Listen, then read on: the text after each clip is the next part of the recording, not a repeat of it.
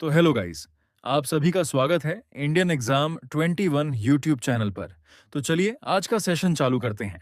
भूगोल की क्लास में, जिसमें आज हम देखेंगे महेश वर्णमाल सर की भूगोल का बुक का रीडिंग करेंगे।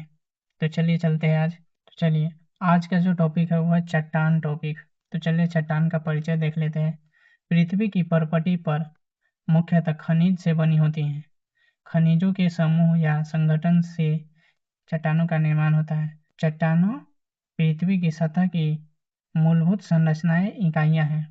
चट्टानों का वर्गीकरण कितने आधार पर होता है उसके बारे में देख लेते हैं। चट्टानों का वर्गीकरण 3 मुख्यतः आधार पर होता है। पहला अग्नि चट्टान, दूसरा अवसादी चट्टान, तीसरा कायांतरित चट्टान। चलिए इसका देख लेते हैं।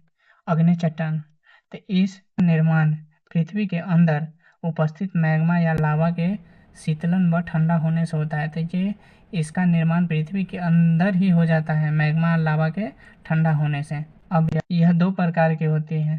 पहले भीतरी चट्टानें, जो मैग्मा के धीरे धीरे ठंडा होने से पृथ्वी के भीतर बनती हैं, जैसे ग्रेनाइट। और बाहरी चट्टानें, जो लावा के तेजी से ठंडा होने पर पृथ्वी की सतह पर बनती हैं, उसे बाहरी चट्टानें कहते हैं, जैसे बेसाल्ट। इसकी प्रमुख विशेषता क्या है? तो ये कठोर होता है और परतहीन होता है। अवसादी चट्टानें, अवसादी चट्टानें तो अवसादी चट्टानें, इसका निर्माण अपक्षित पदार्थ निक्षेपण, संपीड़न और सीमेंटेशन संघनन से होता है।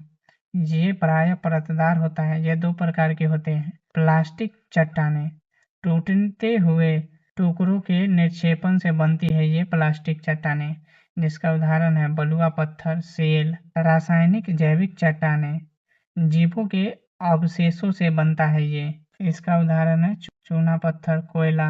इसकी विशेषता क्या है? ये परतदार होती है, अपेक्षाकृत नरम होती है। कायांतरित चट्टान देखेंगे। इसका निर्माण पूर्व विद्यमान चट्टानों के उच्चतम दाब, ताप तथा रासायनिक क्रियाओं के कारण होने वाले परिवर्तन से होता है। ठीक, मूल संरचना में परिवर्तन हो जाता है। उदाहरण जैसे संगमरमर, चूना पत्थर, नाइट्स, ग्रेनाइट, शिस्ट्स। इसकी विशेषता क्या है? तो ये कठोर होता है, संघनन होता है, परतहीन होता है।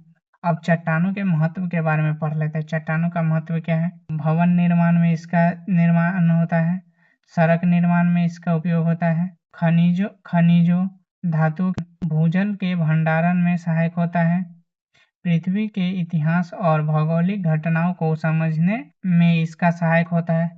घटना चक्र किसे कहते हैं इसे देखते हैं। पृथ्वी की सतह पर चट्टानों के निरंतर चक्र में परिवर्तन होती रहती हैं।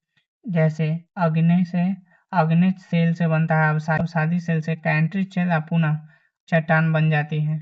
ऐसा ही इंफॉर्मेटिव वीडियो देखने के लिए हमारे चैनल को सब्सक्राइब करें और वीडियो को लाइक जरूर करें।